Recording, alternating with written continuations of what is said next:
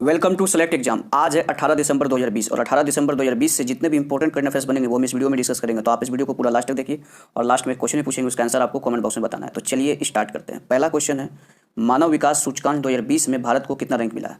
तो मानव विकास सूचकांक 2020 में भारत को 131वां रैंक मिला है। इस क्वेश्चन का सी ऑप्शन सही है।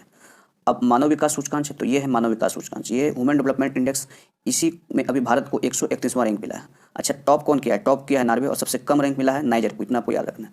अच्छा, मानव विकास सूचकांक को किस आधार पे रैंक मिलता है? तो एक तो लाइफ एक्सपेक्टेंसी एट बर्थ के आधार पे मिलता है, यानी कि जन्म के आधार पे, और एवरेज एजुकेशन यानी शिक्षा के आधार पे, और standard of living GNP per capita यानी हम बोल सकते हैं प्रति व्यक्ति आय के आधार पे मानव विकास सूचकांक का रैंक निकाला जाता है। इतना आपको याद रखना है। नेक्स्ट क्वेश्चन है, केंद्र सरकार ने भारत के आर्थिक स्थिति को सुधारने के लिए किस बैंक के साथ 1 बिलियन ऋण समझौते पर हस्ताक्षर किया? 1 बिलियन यानी 1000 मिलियन डॉलर ऋण पर समझौते पर हस्ताक्षर किया। तो अभी एनडीबी के साथ केंद्र सरकार ने भारत के आर्थिक स्थिति को सुधारने के लिए 1 बिलियन ऋण समझौते पर हस्ताक्षर किया। अब एनडीबी क्या है? तो ये है एनडीबी, यही है जो भी भारत के आर्थिक स्थिति को सुधारने के लिए 1 बिलियन ऋण समझौते पर हस्ताक्षर किया एनडीबी के साथ। अब एनडीबी के साथ किया है तो ये है एनडीबी यानी न्यू डेवलपमेंट बैंक। इसका मुख्यालय कहाँ है? संघाई, चीन में। इसके अध्यक्ष कौन है? मार्कोस प्राडो ट्राइजो, और इसके स्थापना तो न्यू डेवलपमेंट बैंक की स्थापना 15 जुलाई 2014 को हुई थी। इतना आपको याद रखना है। नेक्स्ट क्वेश्चन है, एसबीआई की इकोवर्प रिपोर्ट के अनुसार वर्ष 2021 में भारत की जीडीपी कितने परसेंट रहने का अनुमान जताया?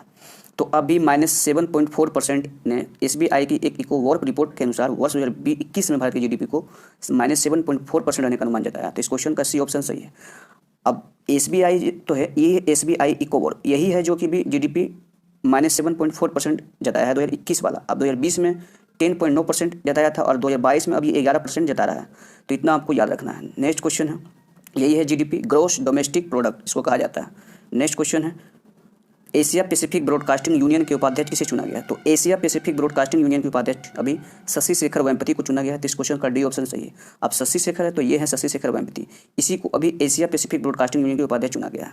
अच्छा, ये एशिया पैसिफिक ब्रॉडकास्टिंग तो ये है एशिया पैसिफिक ब्रॉडकास्टिंग, इसी के भी उपाध्यक्ष चुने गए। एशिया पैसिफिक ब्रॉडकास्टिंग ये दुनिया का सबसे बड़ा प्रसार संगठन है, और ये जो प्रसार भारती है ये भारत का सबसे बड़ा प्रसार संगठन है। इतना आपको याद रखना है। नेक्स्ट क्वेश्चन है, भारत ने किस बैंक के साथ गरीबी वर्ग की सुरक्षा के लिए 400 मिलियन परियोजनाओं का हस्ताक्षर किया?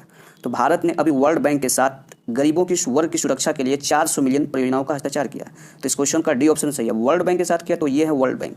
वर्ल्ड बैंक ने अभी भारत ने वर्ल्ड बैंक के साथ अभी गरीबों की सुरक्षा के लिए 400 मिलियन है ना परियोजनाओं का हस्ताक्षर किया। इससे पहले जो है भारत को वर्ल्ड बैंक ने 750 मिलियन अमेरिकी डॉलर वित्तीय सहायता दे चुका है। इतना आपको याद रखना है, ये दूसरी बार सहायता दे रहा है। तो अब वर्ल्ड बैंक है तो ये वर्ल्ड बैंक है। वर्ल्ड बैंक का मुख्यालय कहाँ है? वाशिंगटन डीसी में। वर्ल्ड बैंक का अध्यक्ष कौन है वर्तमान में? डेविड मालपास, और वर्ल्ड बैंक की स्थापना कब हुई? जुलाई 1944 में। इतना आपको याद रखना है। नेक्स्ट क्वेश्चन है, नेत्रा नामक परियोजना की स्थापना किसने की? तो नेत्रा नामक एक परियोजना है, इसकी स्थापना अभी इसरो ने की है। इस क्वेश्चन का बी ऑप्शन सही है।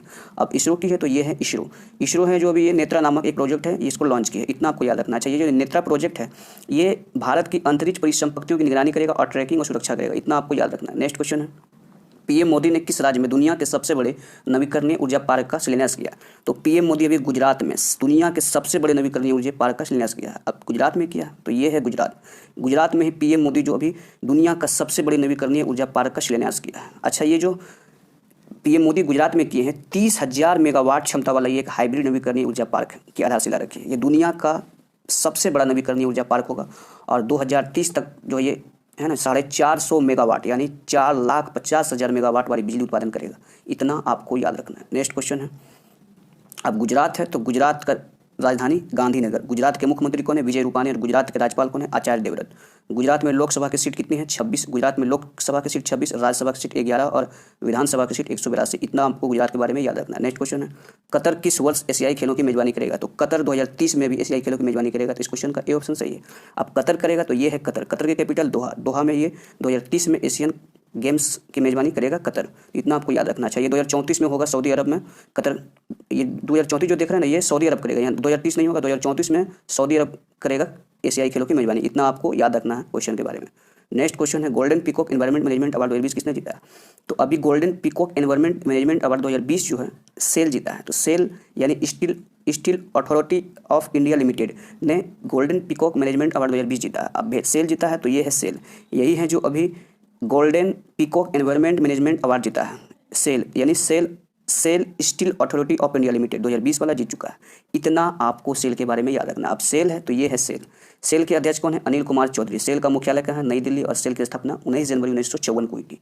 इतना आपको याद रखना है। नेक्स्ट क्वेश्चन है, नासा के स्पेस एक्स क्रू 3 मिशन के कमांडर किसे चुना गया? तो अभी नासा के स्पेस एक्स क्रू 3 मिशन के कमांडर राजाचारी को चुना गया है। तो इस क्वेश्चन का सी ऑप्शन सही है। अब राजाचारी को चुना गया है तो ये है राजाचारी। राजाचारी को अभी नासा के स्पेस एक्स क्रू है ना, स्पेस एक्स क्रू 3 मिशन के कमांडर चुना गया। इससे पहले राजाचारी जो है ना, अमेरिका के वायुसेना के कमांडर थे। इतना आपको याद रखना है। नेक्स्ट क्वेश्चन है, अंतर्राष्ट्रीय मुक्केबाजी संघ यानी AIBA के अध्यक्ष के रूप में किसे चुना गया? तो अभी अंतर्राष्ट्रीय मुक्केबाजी संघ के अध्यक्ष के रूप में उमर क्रेमलेव को चुना गया। तो इस क्वेश्चन का डी ऑप्शन सही है। उमर क्रेमलेव को चुना गया तो ये है उमर क्रेमलेव। इसी को अभी मुक्केबाजी है ना, अंतर्राष्ट्रीय मुक्केबाजी संघ के अध्यक्ष के रूप में चुना गया। अच्छा, अब अंतर्राष्ट्रीय मुक्केबाजी संघ के अध्यक्ष के रूप में चुना गया है उमर क्रेमलेव को। तो इसको आपको याद रखना है इमेज से, ठीक है। नेक्स्ट क्वेश्चन है, नासा के 2024 चंद्रमा मिशन का नाम क्या है? तो इसका नाम है अर्टेमिस। इस क्वेश्चन का सी ऑप्शन सही है। अब अर्टेमिस है तो ये है अर्टेमिस। अर्टेमिस जो है नासा के 2024 के चंद्रमा मिशन का नाम है। ये आपको याद रखना इमेज से। नेक्स्ट, लास्ट वीडियो में मैंने पूछा था 100% ऑर्गेनिक दर्जा पाने वाला भारत का पहला केंद्र शासित प्रदेश कौन बना है? 4 ऑप्शन था, इसका आपको सही आंसर बताना था। लगभग स्टूडेंट ने इसका सही आंसर लक्षद्वीप दिया था। मैं आपको फिर से बोलूँगा, क्वेश्चन की आप जानकारी आपको जितनी हो आप उसे कमेंट बॉक्स में लिख दिया करो, क्योंकि जो चीज़ आप लिख देते हैं उसे फिर आप कभी नहीं भूलते हैं। नेक्स्ट मैं आप क्वेश्चन दे रहा हूँ, PM मोदी ने किस राज्य में दुनिया के सबसे बड़ी नवीकरणीय ऊर्जा पार्क का शिलान्यास किया? तो PM मोदी अभी कहाँ किया है दुनिया के सबसे बड़े नवीकरणीय ऊर्जा पार्क का शिलान्यास? 4 ऑप्शन है, इसका आपको अपना सही आंसर बताना है। इसके अलावा आप हमारे फेसबुक, इंस्टाग्राम और टेलीग्राम में मुझे सेलेक्ट एग्जाम सर्च करके जुड़ सकते हैं। अगर आप यहाँ PDF अवॉइड कर सकते हैं। और सब्सक्राइब अगर आपने मेरे चैनल को नहीं किया है तो सब्सक्राइब कर लें। इसके बराबर में बेल आइकन है, उसे भी प्रेस करें ताकि आपको डेली करंट अफेयर्स मिलता रहे। Select exam always with you. Thanks for